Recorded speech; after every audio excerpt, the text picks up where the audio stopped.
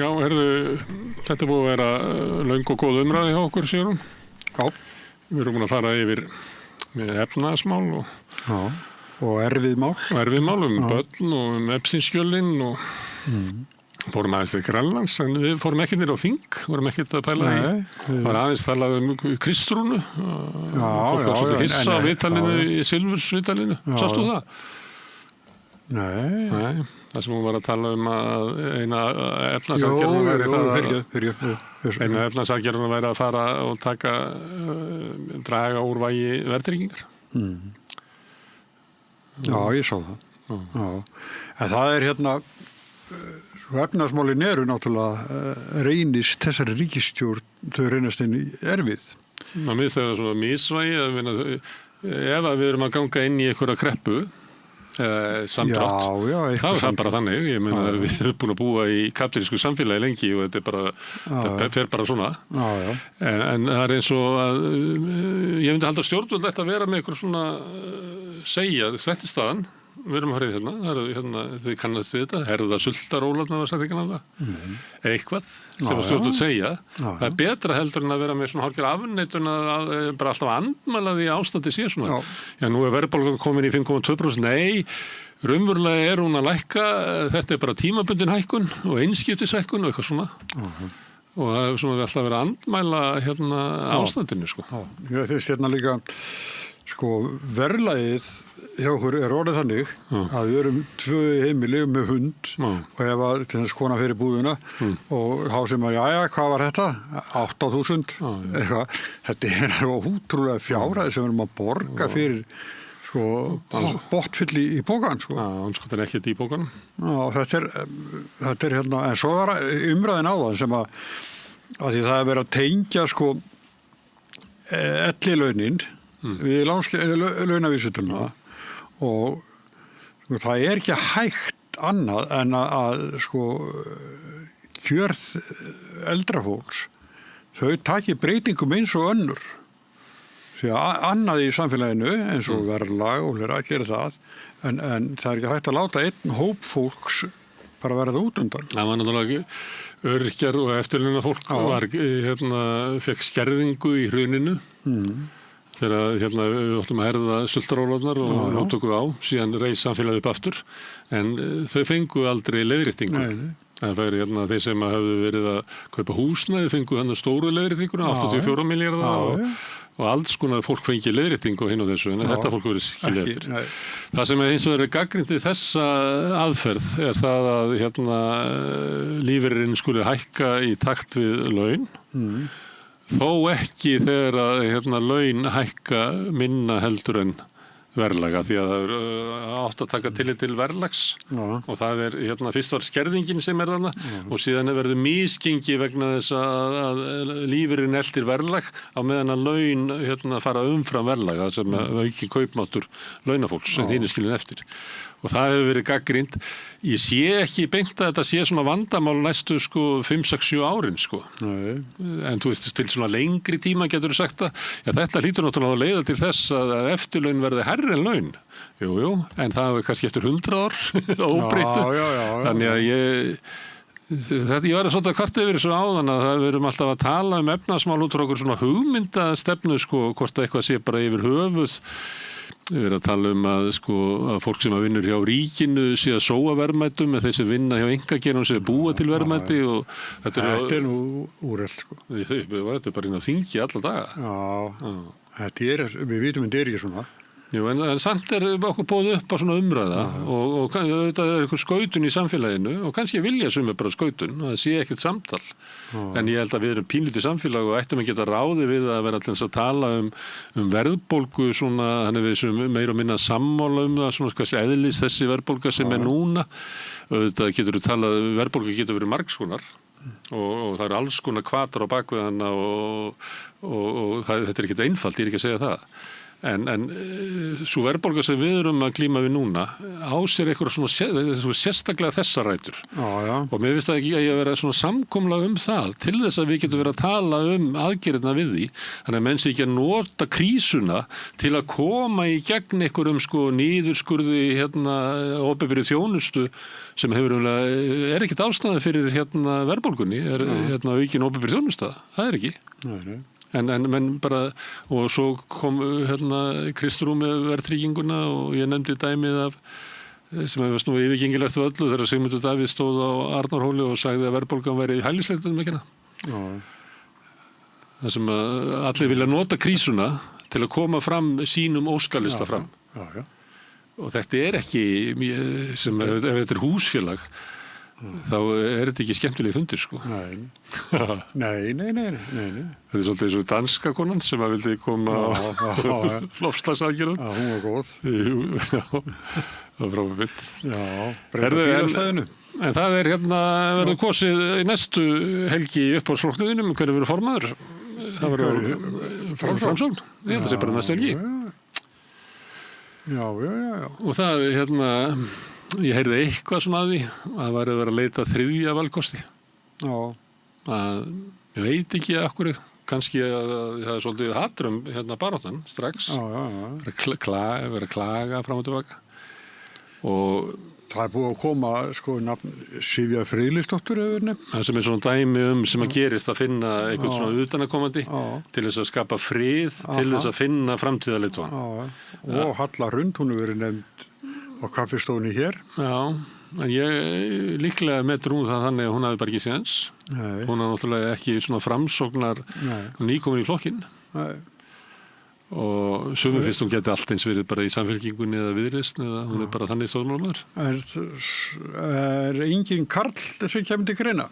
Ekki Willum var Já, Willum hætti. En hann er komin í svo fínt starf að nú er forseti ISI núna á launastarf. Var ekki áður þannig. Það var bara svona fekk einhverja umbun en ekki og fyrir þennan íþróttamann þá lítur það að vera gott að vera forseti í ISI. Ég held að það sé betra jobb heldur en að vera formaður Framsóknarflokksins. Það held ég líka. Allavega hann hefur komist að því en svo er þetta þannig að ef þú ert búin að vera í pólitíka þá vilt alltaf halda áfram. Það er svona flestir sem hafa verið í pólitík. Það er margir sem hafa kannski hætt og bara snúið sér að öðru en það er færri en hinir. Já. En hvað, ertu með einhverjar tölur innan úr Framsókn? Nei, ekki aldrei, bara ég ekki hreift við því, það er bara best að vera að gera það. Við þurfum að fá þær til okkar ekki seinna en á 50 dag. Þær tvær? Já, eða frambjóðundur formars, sem við höfum margir. Eða verða fleiri? Já, svo verður væntanlega varaformaður líka kosin. Já, en þriðji kemur náttúrulega inn nema með næstu eins og samkomulagi við þær, sko. Já. Því að þriðji mun ég veit ekki ég stekki ekki Framsóknarflokkinn. Nei. En svo við erum búin að vera með svona þjóðmálaþátt í dag og það er ekki talað öll þessi prófkjör sem voru. Nei, það eru en kannski bara vegna þess að þetta er eitthvað í Kópavogi og eitthvað í Hafnarfirði og þetta er nú kannski ekki svona þetta er ekki beint hluti af svona einni almennu þjóðmála umræðu, sko. Nei. Og ég held að sé engin svona sérstök átökan, það var reyndar var ekki í Kópavogi hjá Viðreisn, við byggið lögga. Hún er hægt að Theodóra Þorsteinsdóttir sem hefur nú komið hingað. En þar var kosning og svona svolítið átök og eru svona yfirlýsingar að fólk ætlaði ekki eða ætlaði að taka sæti á lista eftir að hafa tapað. Arnar Grétarsson fótboltaþjálfari, hann lenti í 3. sæti. Svo er Villi Árna komin í 8. sæti á Sjálfstæðismönnum í Reykjanesbæ. Já, en menn segja að sé ævintýralega bjartsýnn ef hann haldi þetta sé ávísun á bæjarstjórastólinn. Og er það? Já. En hann ætlar að bíða með að segja af sér þingmennsku þangað til að koma í ljós hvort hann verði bæjarstjóri eða ekki. Já. Þetta er ekki laun að starfa að vera bæjarfulltrúi í Reykjanesbæ. Nei. Þú færði ykkur þóknanir fyrir fund og svona. Já. Þetta er ekki eins og í Reykjavík þar sem fólk er í fullri vinnu og meiri segja varamennin eru líka í vinnu. Já. það var gert vegna þess að þegar voru færri í borgarstjórn að þá svo margar nefndir að kannski smærri frambúðin réðu ekki við það og voru að fá fólk utan að bæ og þá var sett upp eitthvað að varamennin fengju laun til þess að geta verið í þessum nefndum og svona. Ég veit ekki. Eitthvað lægri heldur en hinn í kjörnum borgarstjórn var það. Já. En svo það í Reykjavík, það Einar Þorsteinsson eins og allir vissur undan, munu leiða Framsókn og Björn Ingi Hrafnsson mun afhjúpa í vikunni hver verður leiðtogi eða oddviti Miðflokksins í Reykjavík. Það komst kvittur að það væri Frosti Logason, ég veit ekki hvað það komið, það skrítið frétt. Ég held að hann sé búinn að taka fyrir. Hann sagði að það væri tónsþvæla. Já. En svo það voru til vinstri, það VG hluti þar á eftir. Ég held að séu strárvikur í því að þau ákveði þetta prófkjör þeirra færi fram. Já. Þannig að ég held að það sé ekki einu sinni. Jú, það búið að loka frambóðum. Voru 8, Björn Þorláks hitti 4 þeirra í vikunni. En ég held að sé allavega 2 vikur í það sé ákveð. En ég ætla að fá Sönnu á morgun og með Pétri Martinsinni. Ég svona draumum að taka svona 2 oddvita í einu, svona einhverju svona í vikunni eða í næstu viku. Og væri gaman að fá til dæmis Björg úr Viðreisn og Einar Þorsteins. Af því að það svona, þá var þetta til vinstri eru þá líklega Samfylkingin og voru til vinstri. Voru til vinstri, já. Miðjan þá Viðreisn og Framsókn ekki. Og hægrið þá Sjálfstæðisflokkur og Miðflokkur. Það verið gaman að ná þessum áttutum. En svo að því að Björg var aðstofakona Einars, sko. Svo það Reykjavík þvert á flokka. Já, ég hitti þá á 5. daginn, held ég. Eiga þeir engan samnefnara? Þeir hafa trú að því að þeir séu að tala fyrir hönd stórs meirihluta þjóðarinnar. Já, stundum talaði þannig. En stundum segja að þetta bara hlaðborð og þá að telja þeir að það sé bara nógu stór hópur úti sem sammála þeim andúðs verða gagnvart hælisleitendum. Til þess að þeir fá einn mann, ég veit það ekki. Það voru svona framboð síðast, þjóðfylkingin. Ég veit ekki hvort það séu sömu menn, en svona, það var svona sama. Það var líka, þetta eru miklu kallar, sko. Ég spurði að þeir eru 3 efstir og þeir sem bara verið þarna því að konurnar vildu þeir verið þarna. En það var líka síðast var kallalistin eða var það þar síðast. Það var eitt, já ég held að verið þar síðast sem þá 2018. Þá voru 16 listar í boði Reykjavík. Og þá var bæði þjóðfylkingin sem svona þjóðinnisinnar, kallalistin sem eru andfeministar. Alþýðufylkingin? Alþýðufylkingin var, já, held ég þá, 2018. Sem sósíalistaflokkurinn í dag? Ég veit ekki, en síðan voru alls konar framboð. Það voru framboð sem spruttu út af einhverju óánægi með skipulagsmál einhvers staðar nálægt Fossvoginum. Það var svona, kvennahreyfingin var þessi fram, svona kvennalistin. Þannig að ég held að sé ekki sama stemmingin í dag, eins og var þá. Og svona það voru einhverjar kosningar til þings eftir búsáttarbyltinguna á þann tíma. Það var rosalegt margir listar. Ég held að það sé ekki von á að verði miklu fleiri heldur en bara þeir eru búið að koma fram núna. En hvernig finnst þér þessi hugmynd að í þingkosningum að byrja talningu daginn eftir? Ég skil ekki okkur. Sko, vandamálið það að það bannað að byrja að telja fyrir en að loka kjörstöðum. Þetta var sett inn í lög einhvern tímann fyrir svona 20 árum og ég fylgist mikið með kosningum og víða heim að þá eru bara úrslitin meira og minna bara liggja fyrir kannski 1,5–2 tímum eftir að kjörstöðum lokar. Og það skal enginn segja mér að þetta fólk telji svona rosalega hratt, sko. Það þau bara byrja að telja fyrir eða eitthvað. Eins og þess að þau eru mjög langa tíma að kjósa utan kjörfunda, telja utan kjörfundar eitthvað.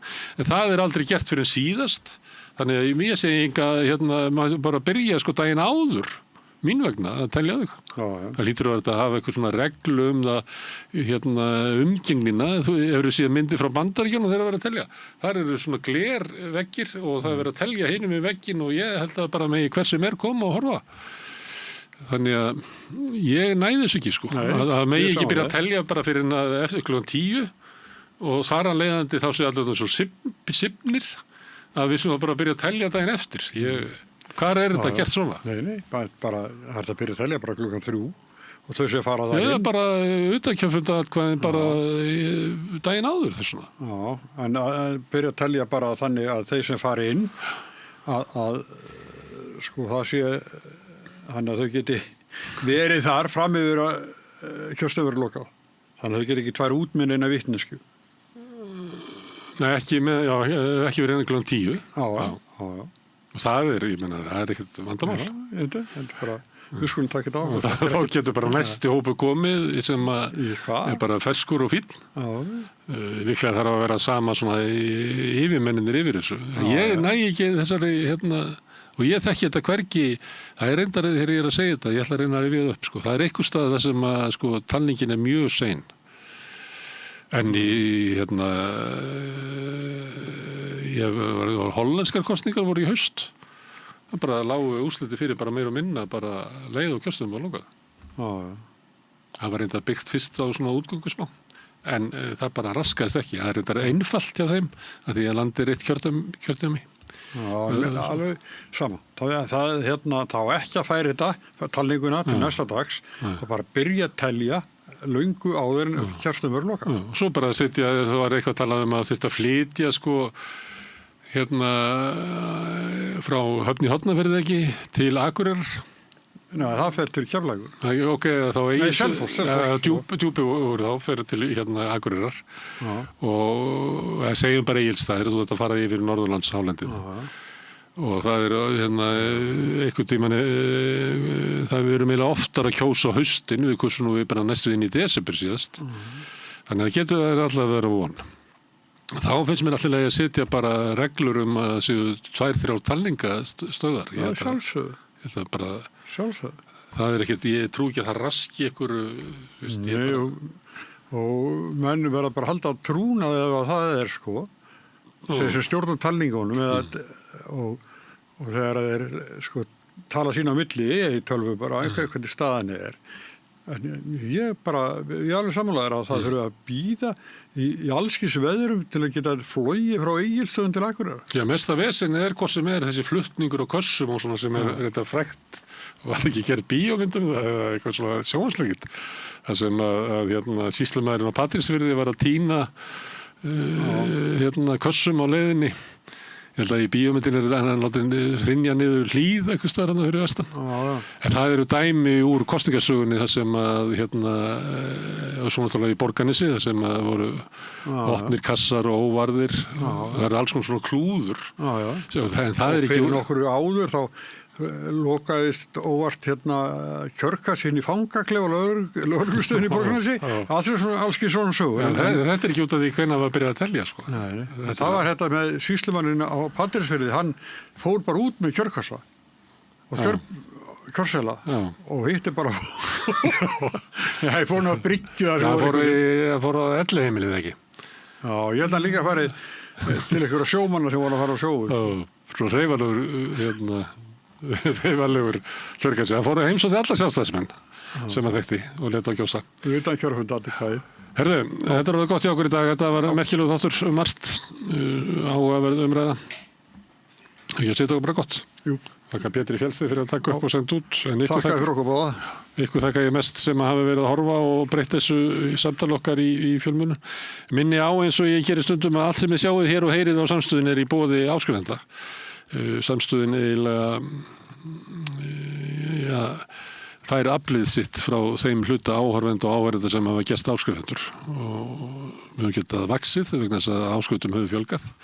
Þannig ef að þú vilt telur að samstöðin skiptir máli í íslensku samfélagi þá hvet ég til þess að gerast áskrifandi. Þú ferð þá inn á samstöðin.is, það er hnappur sem ástendur áskrift, það getur skráðið fyrir grunnáskriftinni sem er 2.750 krónur. Þú mátt borga meira þú vilt og þeir sem að kjósi getur látið áskriftina renna sem félagsgjöld inn í Alþýðufélagið, þannig það er með Alþýðufélagið sem árekur samstöðina.